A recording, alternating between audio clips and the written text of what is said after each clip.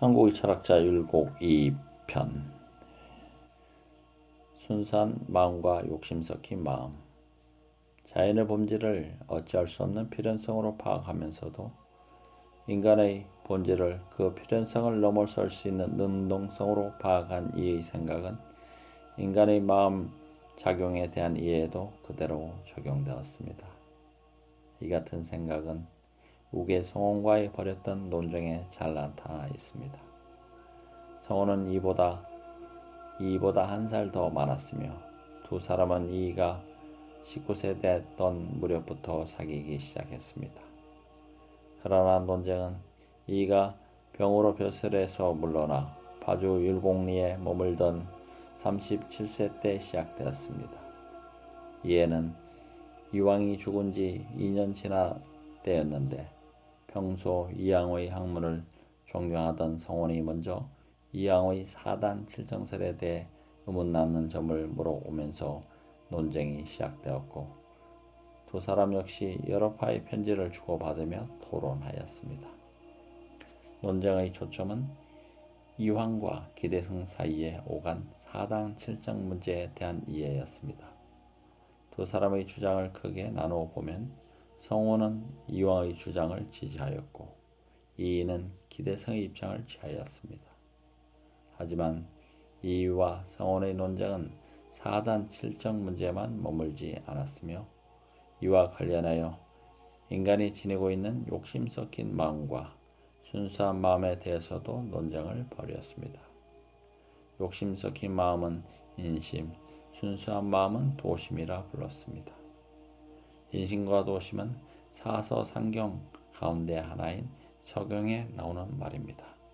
서경에서 인심은 외태롭기 쉽고 도심은 잘 드러나지 않으니 오직 정성되게 하고 흔들림 없게 하여 진실로 그 중을 잡아야 한다고 하였습니다. 그 뒤 주위에 이르러 인심, 도심 문제가 중요한 주제로 떠오르게 됩니다.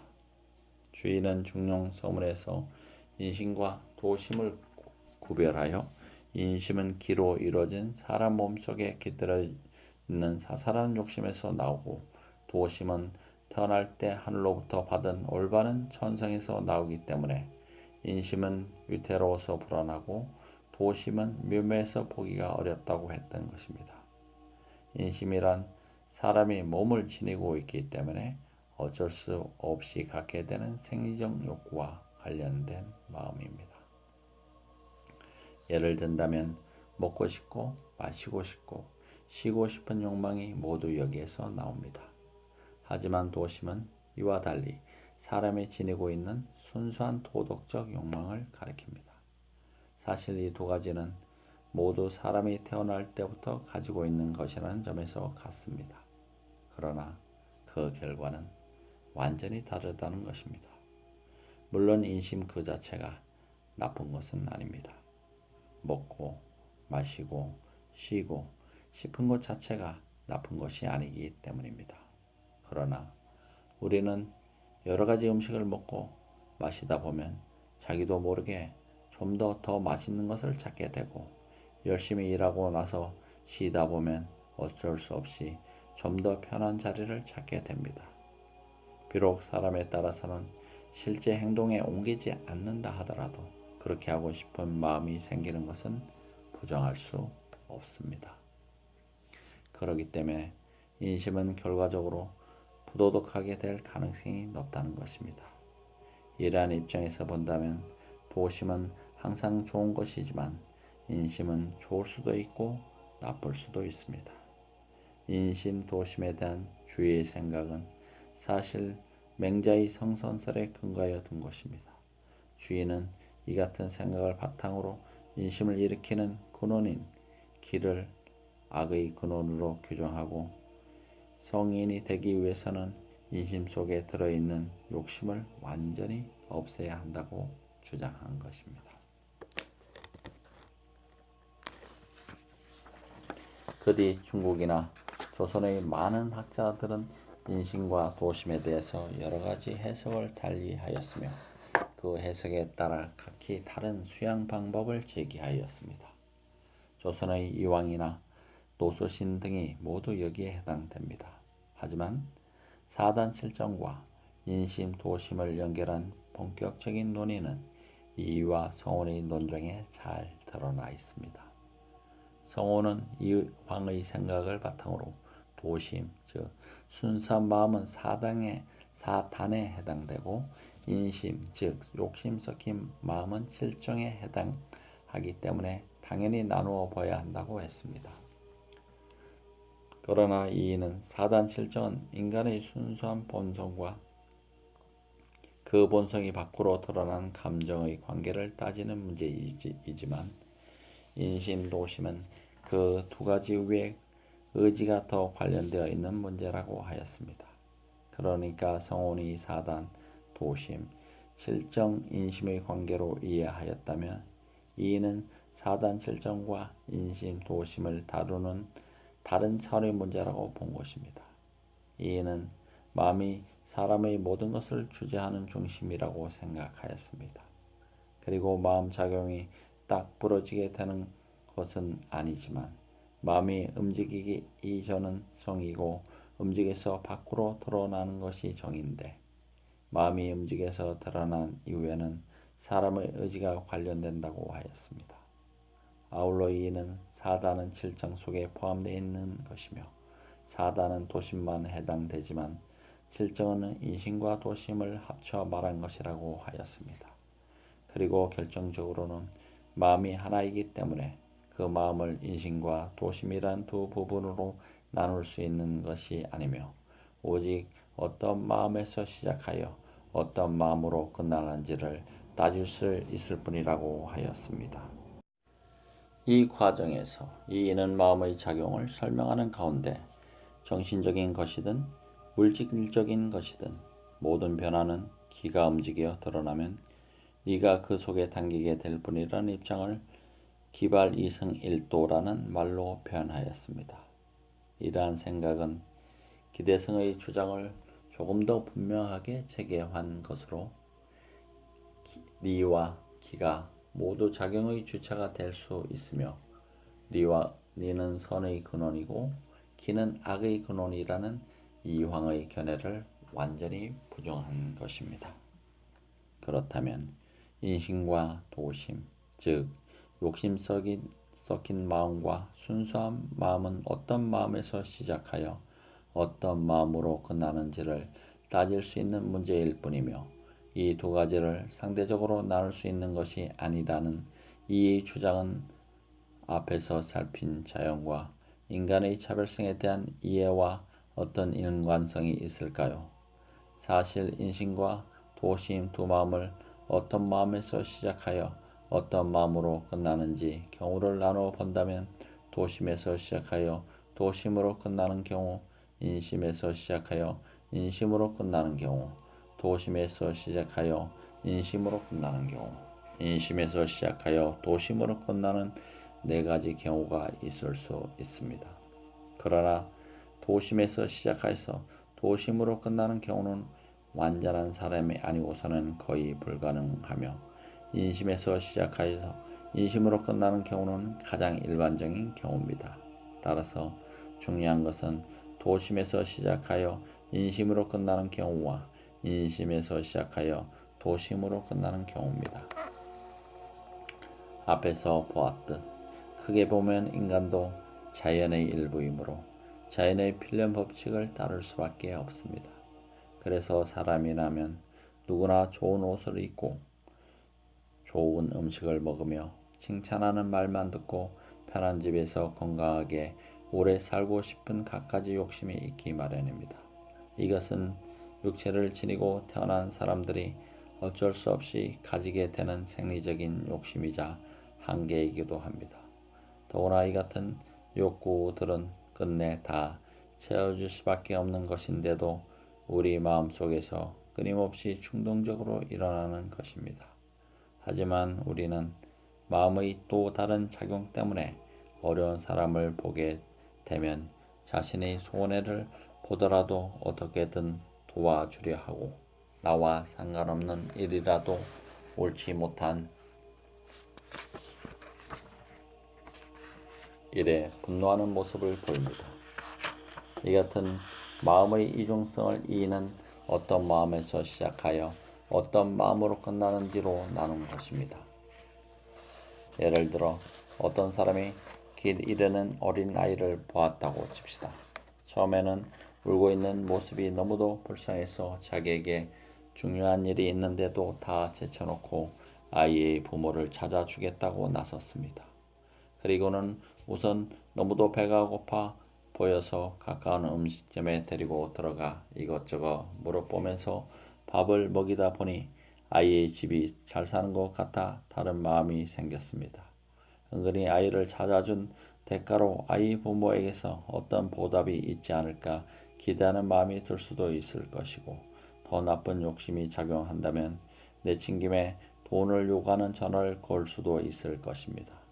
이 같은 마음의 움직임을 이의 입장에서 본다면 처음에는 정말 남을 돕겠다는 순수한 마음에서 시작한 일도 얼마 지나다 보면 거기서 생기는 이익에 눈이 가게 되고, 그래서 나중에는 욕심 섞인 마음이 순수한 마음을 누르게 되는 것이 필연적인 법칙이라는 것입니다. 이 경우는 순수한 마음에서 시작하였다가 욕심 섞인 마음으로 끝난 예입니다. 그러나 사람에게는 그 반대의 경우도 가능합니다. 손쉽게 돈을 벌 생각으로 부잣집 아이를 유기하려고 대상을 물색하면서 길을 가다가 옷도 잘 입고 혼자 있는 아이를 보았습니다. 그래서 집에 데려다 놓고 아이의 집을 알아내려고 애쓰다 보니 집안 사정이 너무 어려워서 아이를 기를 수 없어진 부모가 마지막으로 좋은 옷을 사 입혀서 길에 버렸다는 사실을 알았습니다. 그러나 이제 와서 아이를 길에 다시 버리거나 고안으로 보내자니 아이 하는 일이 너무도 귀엽고 그동안 정이 들어 고민하던 끝에 자신에게 아이가 없던 차에 큰 인연으로 생각하고 그냥 자식 삼아 키우기로 하였습니다. 이 같은 마음의 움직임을 이의 입장에서 본다면 처음에는 자신의 이익을 얻으려는 욕심 섞인 마음에서 이를 꾸몄지만 나중에는 순수한 마음이 오히려 욕심 섞인 마음을 누르게 된 것입니다. 이러한 마음의 변화는 일상생활에서 자주 일어납니다. 처음에는 명예를 얻을 욕심으로 어려운 사람들을 돕기 시작하였지만 그런 일을 자주 하다 보니 정말 그 일의 보람을 느끼게 되어 마침내는 자신의 노력과 재산을 아낌없이 써가면서까지 남을 돕는 사람들도 있습니다. 또 반대로 순수한 마음에서 시작하였는데 주위에 알려지고 매스컴도 타게 되면서 순수성은 점점 사라지고 오히려 개인적인 욕심이 더 크게 자리 잡는 경우도 있습니다. 이러한 예들은 욕심 섞인 마음과 순수한 마음이 어떻게 처음과 끝을 이루게 되는지를 잘 보여주고 있습니다. 사실 인간은 순수한 마음에서 어떤 일을 시작하였더라도 욕심 섞인 마음으로 끝나기 쉽습니다. 이것은 사람이라면 누구나 육체를 지니고 있어서 감각적이고 생리적인 욕구가 없을 수 없고 이 때문에 자연의 법칙을 지배를 받기 때문입니다. 그러나 사람은 의지적인 노력에 바탕을 둔 실천으로 이를 극복할 수 있습니다. 그래서 오히려 욕심 섞인 마음에서 시작하였어도 순수한 마음으로 돌이켜 갈 수 있는 것입니다. 이처럼 이는 자연의 법칙과 인간의 실천에 대한 생각을 인간의 마음 작용을 이해하는 데에도 그대로 적용하였던 것입니다.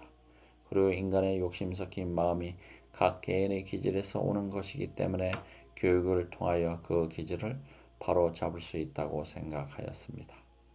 무너져가는 사회도 인간의 노력으로 새롭게 만들 수 있다.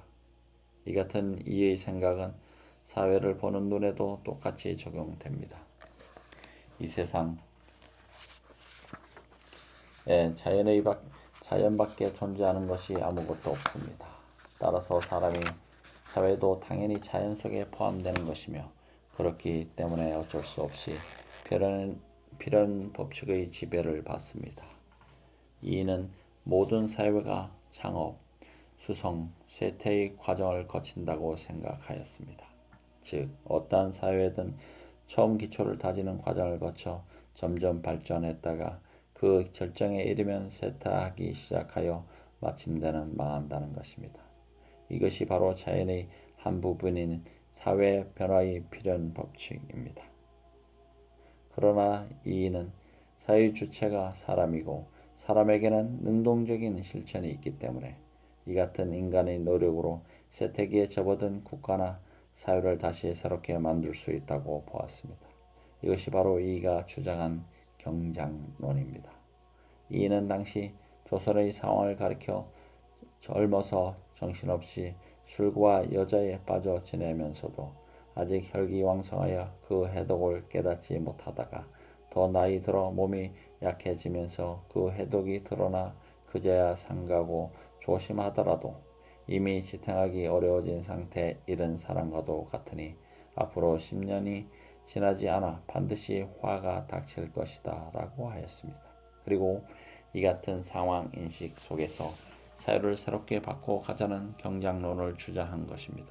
이를 통해 이가 사회 변화를 두 가지로 인식하고 있음을 알 수 있습니다. 하나는 지금 같은 상태가 오래 계속되면 반드시 화가 닥칠 것이라는 필연 법칙입니다. 이는 사람이 태어나 혈기왕성하다가 병들고 늙어 죽는 것과 같습니다. 그러나 약을 먹고 병을 이겨내듯이 경장을 통해 극복할 수 있는 길도 있습니다. 그래서 이는 경장할 때를 아는 것이 중요하다고 하였습니다. 이처럼 이 경장론이 아무 때나 필요한 것은 아닙니다. 사회가 한창 발전하고 있을 때 경장을 논하는 것은 마치 몸에 아무런 병도 없는데 약을 먹어야 한다고 주장하는 것과 같다는 것입니다. 그러나 사회가 쇠퇴하기 시작하여 개혁이 필요합니다. 그리고 만일 이때 개혁을 거부한다면 병든 사람이 약 먹기가 싫어서 죽기만을 기다린 것과 같다고 하였습니다. 그렇다면 경장을 통해 바꿔야 할 대상은 무엇일까요? 이는 이 세상에 바꿔야 할 것과 바꾸지 말아야 할 것이 있다고 보았습니다. 바꿔야 할 것은 법률이나 제도이고 바꾸지 말아야 할 것은 훌륭하고 오진 정치를 해야 한다는 원칙과 상광오륜 같은 도덕 법칙이라고 합니다. 따라서 바꾸지 말아야 할 것은 이념이고 바꿔야 할 것은 그 이념을 드러내는 도구인 셈입니다. 이는 경장의 목적을 백성을 위하는 일에 두었습니다. 법이나 제도가 오래되면 배단이 생겨서 그 피해가 백성들에게 돌아가기 때문에 백성을 위해 새롭게 바꿔야 한다는 것입니다. 그렇다면 경장의 기준은 무엇일까요? 사실 우리가 사는 현실은 언제나 바뀌고 있습니다. 따라서 현실에 맞지 않은 것들은 우리가 바꾸려고 하지 않더라도 저절로 바뀌는 법입니다. 하지만 적절한 때에 놓친다면 그러한 변화가 아무런 도움이 되지 않을 수도 있습니다. 따라서 이는 변화를 잘 보고 바꿔야 할 때를 아는 것이 중요하다고 생각하였습니다. 때에 따라 알맞게 바꾸는 것을 시의라고 합니다. 우리가 쓰는 말 가운데 시적절하다는 표현이 바로 그때에 딱 알맞다는 뜻입니다. 그렇다면 무엇을 기준으로 바꾸는 것이 옳을까요? 이는 어떤 일이 때에 알맞는지를 결정하는 것은 공론이라고 보았습니다. 그리고 사람들이 모두 마음속에서 옳다고 여기는 것이 공론이며 그러한 공론을 국시라고 한다. 국시란 사람들이 함께 모여 논의하지 않더라도 모두 옳다고 여기는 것이다. 이익을 주겠다거나 두려움에 떨게 만들어 의견을 모은 것이 아니면서도 어린아이까지 그렇게 하는 것이 옳다고 여기는 것이 국시다라고 하였습니다. 공론이란 다수의 의사만을 의미하는 여론과는 다릅니다. 이는 양의 문제가 아니라 질의 문제이며 정당성의 문제인 것입니다. 또한 공론은 임금이나 높은 벼슬아치들이 만드는 것이 아니라 백성들과 합의를 통해 도출해내는 것입니다. 바로 이 점에 공론의 의미가 있습니다. 따라서 공론이 없는 나라는 망할 수밖에 없습니다.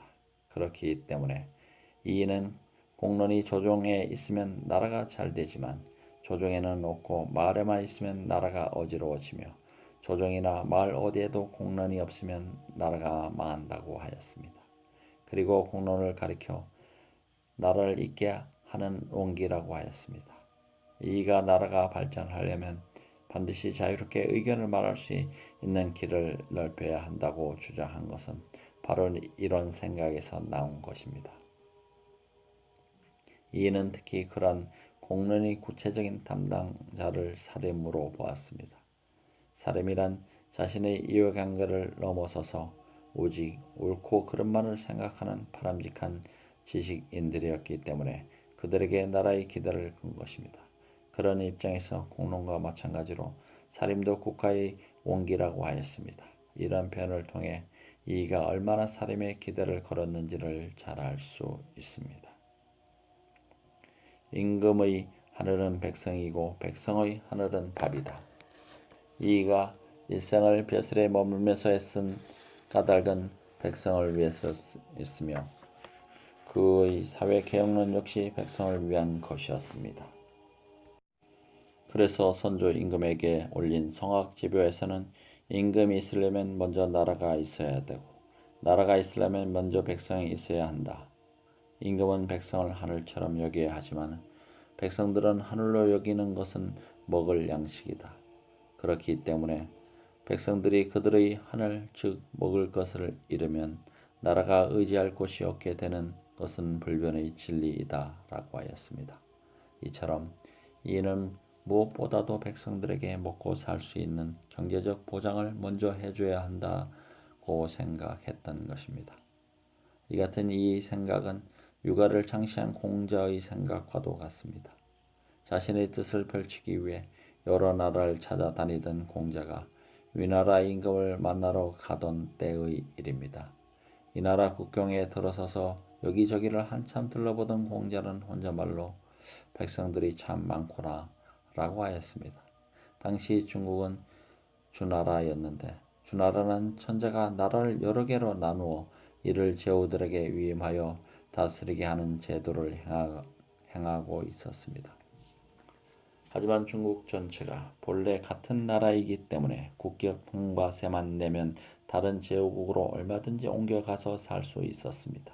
그래서 백성들은 전제 군주들의 사나운 정치를 피하기 위해 조금이라도 살기 편한 이웃 나라로 옮겨가 사는 경우가 많았습니다.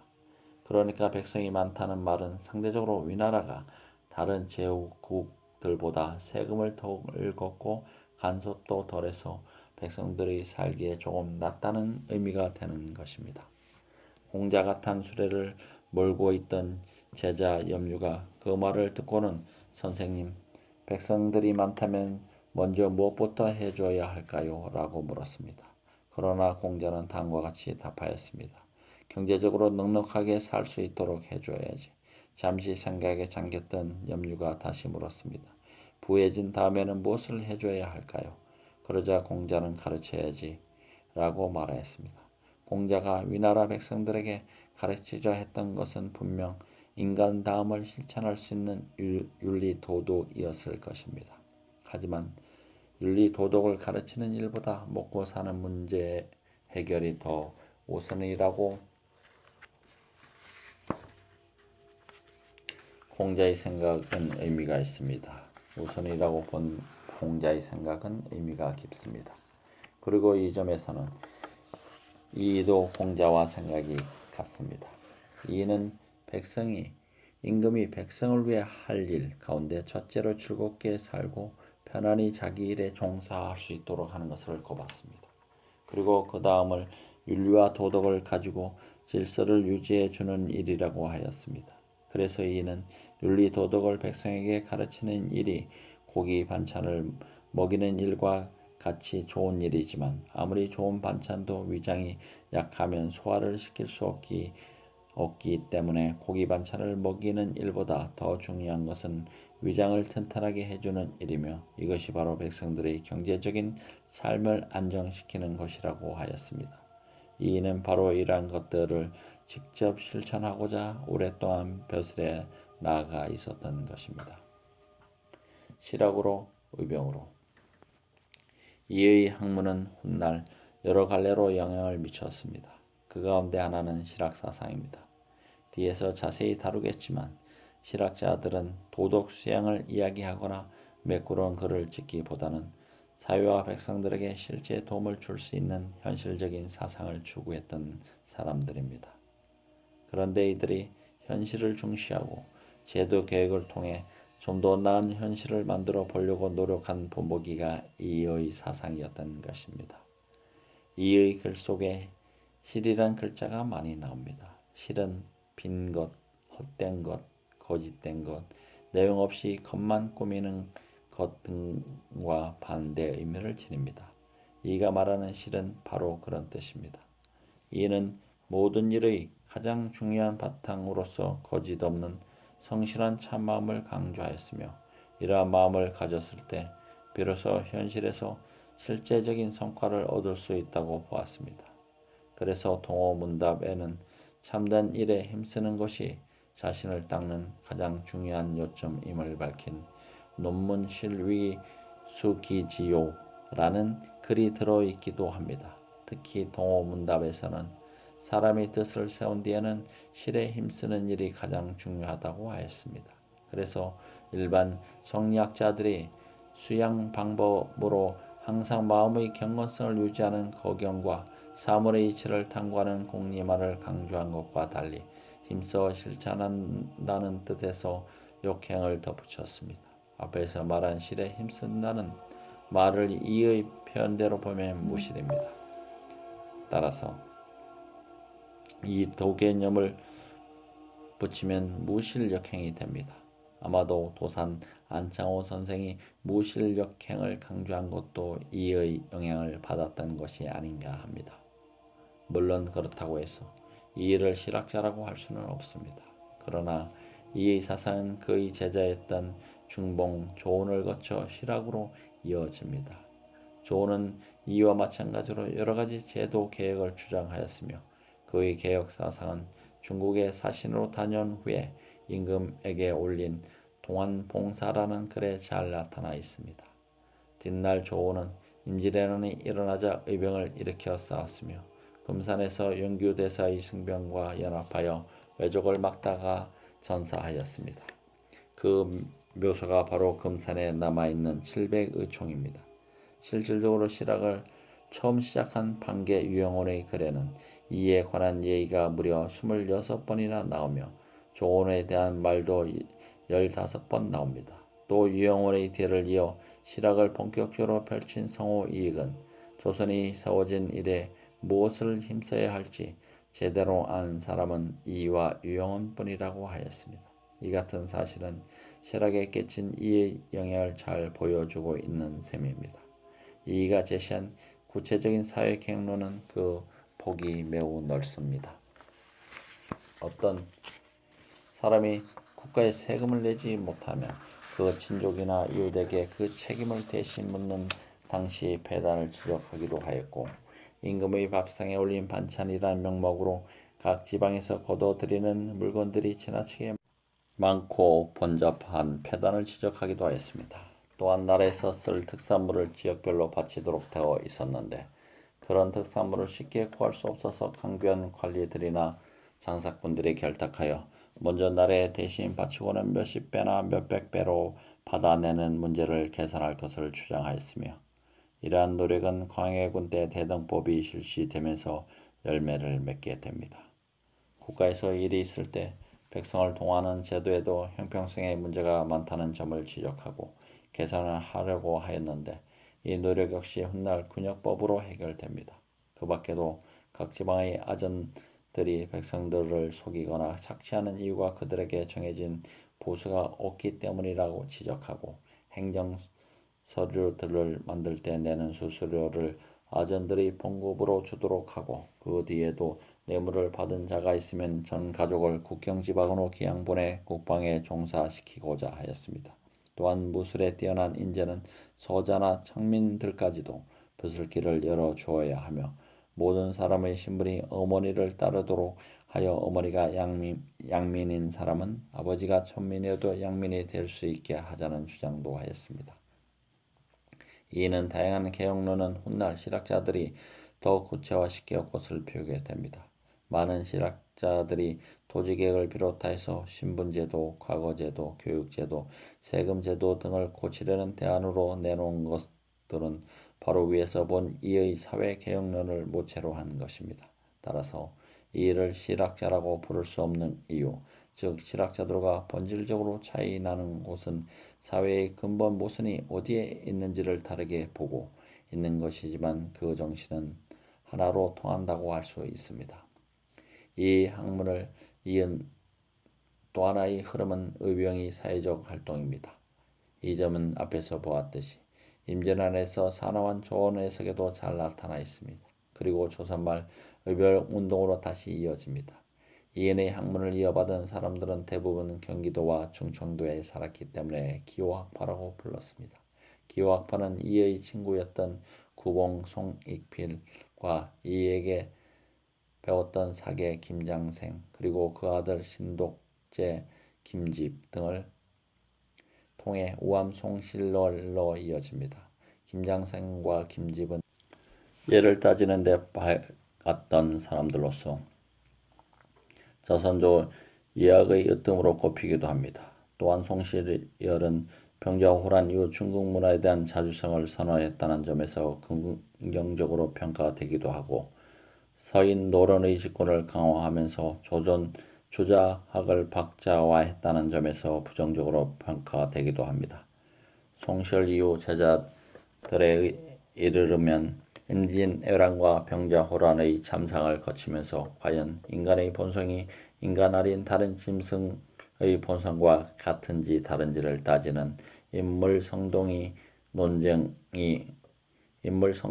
논쟁이 벌어지기도 합니다. 그리고 또 다른 측면에서는 이 사상을 계승하여 조선 말기 일본과 서양이 우리나라를 침략할 때 이에 맞서서 싸운 의병대장들이 많이 나옵니다.